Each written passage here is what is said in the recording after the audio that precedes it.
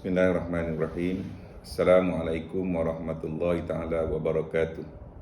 Ahlan wa sahlan wa marhaban bikum kepada semua pelajar-pelajar Kafah Integrasi bagi sesi tahun 2021.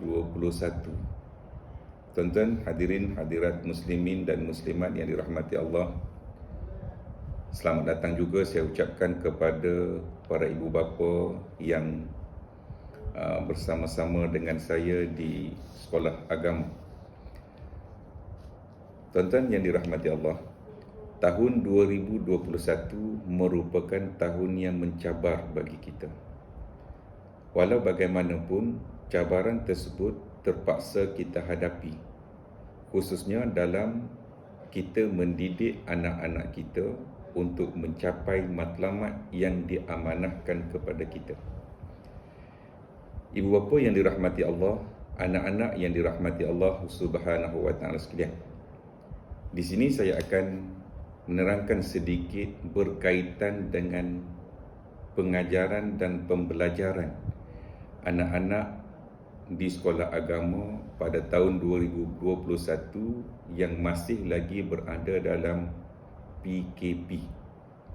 Sebagaimana yang diumumkan oleh kementerian baru-baru ini, yang sepatutnya kita bersekolah secara bersemuka bermula pada 20 Januari. Disebabkan kekangan yang sedang kita hadapi, maka pihak kementerian telah pun membuat satu keputusan untuk kita semua berhadapan dengan situasi ini dengan mengadakan kelas yang disebut sebagai PDPR, iaitu pengajaran dan pembelajaran di rumah. Apakah yang dikatakan dengan pengajaran dan pembelajaran di rumah?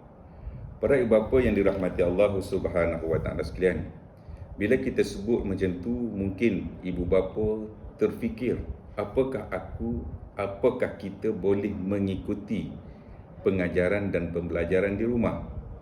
Mungkin tuan-tuan dan puan-puan terbayang dengan memerlukan gadget, memerlukan komputer dan sebagainya untuk mengikuti kelas sebagaimana yang disebut sebagai pengajaran dan pembelajaran di rumah ataupun PDPR ini.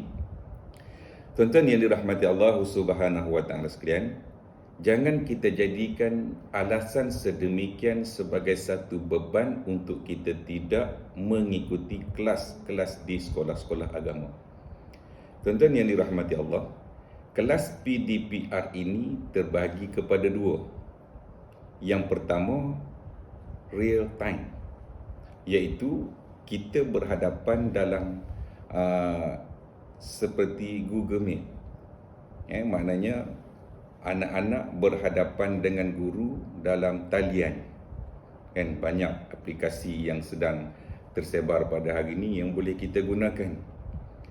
Dan satu lagi cara, dalam keadaan guru merekodkan pengajaran dan pembelajaran, maka murid-murid boleh mengikuti pada bila-bila masa yang sesuai.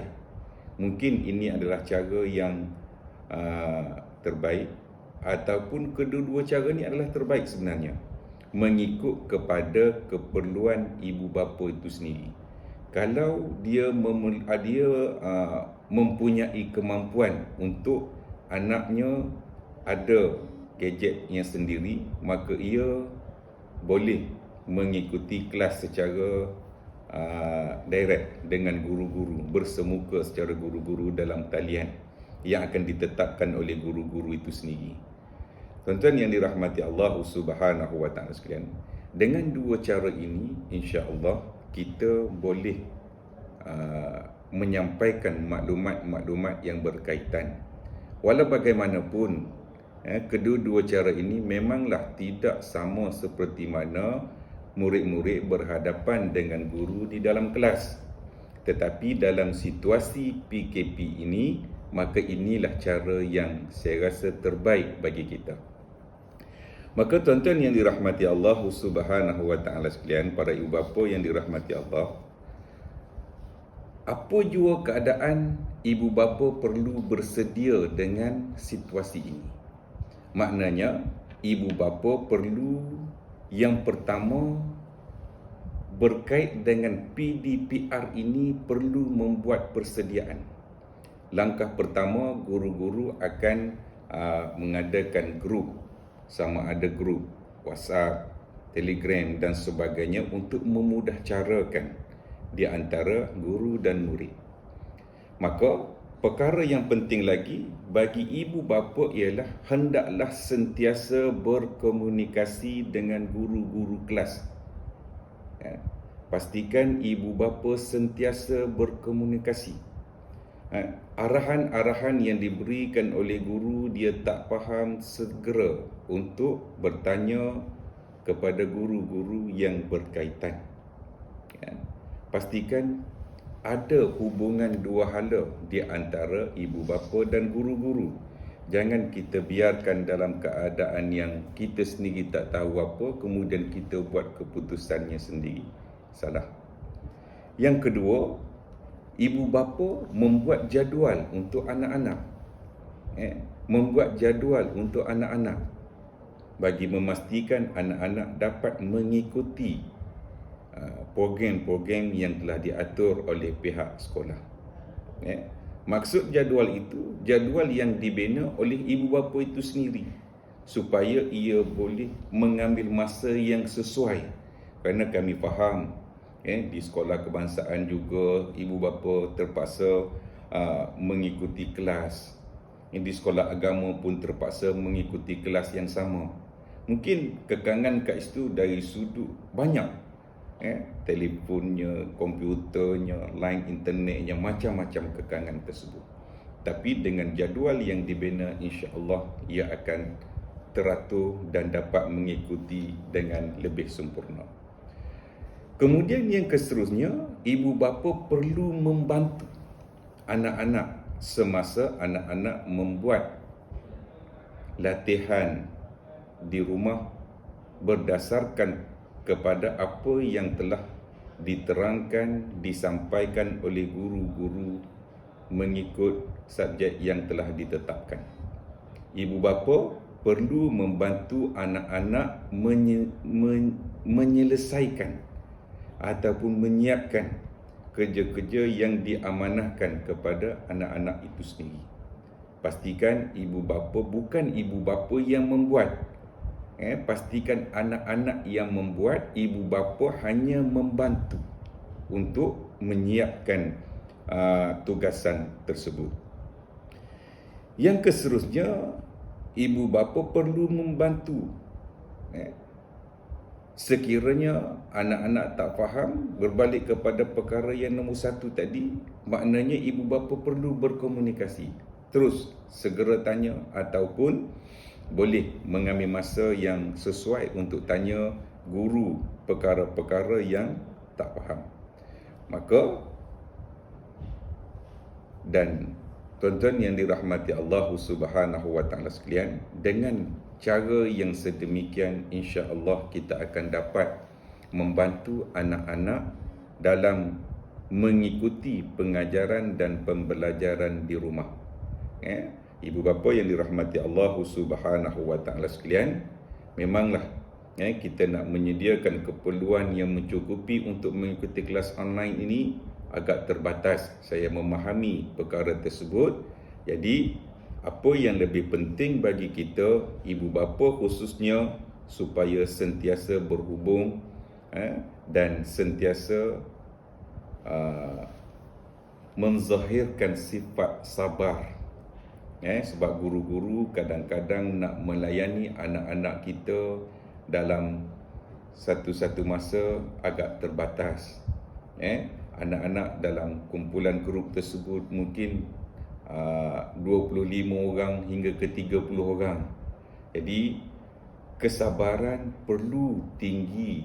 Sifat kesabaran perlu ada dalam diri kita dalam tahap yang sangat tinggi supaya dengan sifat kesabaran ini akhirnya nanti kita dapat melahirkan anak-anak kita yang sempurna, anak-anak kita yang sempurna supaya anak-anak kita nanti dapat melahirkan diri dia dalam keadaan yang diredai Allah Subhanahu wa taala. Tuan-tuan yang dirahmati Allah Subhanahu wa taala sekalian, dan untuk makluman juga, pihak Jabatan Agama Islam Selangor di bahagian pendidikan Islam sedang berusaha untuk melahirkan anak-anak ini dengan satu konsep yang disebut sebagai IHAK, untuk melahirkan sistem pengajaran yang guru-guru akan gunakan untuk berhadapan dengan murid-murid ini adalah konsepnya konsep IHAK, yang maknanya guru-guru akan cuba untuk menerangkan kepada anak-anak supaya anak-anak ini dapat memahami konsep yang sebenarnya, bukan hanya sekadar anak-anak faham boleh menjawab di atas kertas soalan-soalan yang diberikan saja, tetapi anak-anak boleh mengemukakan ataupun menzahirkan, melahirkan akhlak dia yang sebenar hasil daripada pengajaran dan pembelajaran yang kita terapkan dalam diri anak-anak itu sendiri. Maknanya dia boleh jawab dalam kertas, dia boleh jawab soalan-soalan yang dikemukakan oleh guru, dan apa yang lebih penting, dia dapat menzahirkan akhlak dia yang sebenarnya. Itulah yang diharapkan untuk kemenjadian anak-anak kita semua. Maka ibu bapa yang dirahmati Allah Subhanahu wa taala sekalian, dengan sedikit mukaddimah penerangan ini, saya harap semua ibu bapa boleh memahami dan kita semua boleh mengikuti kelas online ini dalam keadaan yang baik. Tak faham, segera tanya, berhubung dengan kami, dan saya sentiasa berlapang dada untuk menerima pandangan dan sebagainya untuk sama-sama kita melahirkan anak-anak kita yang disebut sebagai generasi Al-Quran. Ingat, kita perlu berada di rumah kerana kita belum mencapai kemenangan yang mutlak dalam kita berhadapan dengan ujian yang sedang kita hadapi pada hari ini, COVID-19 ini. Mudah-mudahan marilah sama-sama kita berdoa supaya Allah Subhanahu wa taala menjauhkan kita semua daripada musibah yang sedang melanda kita pada hari ini.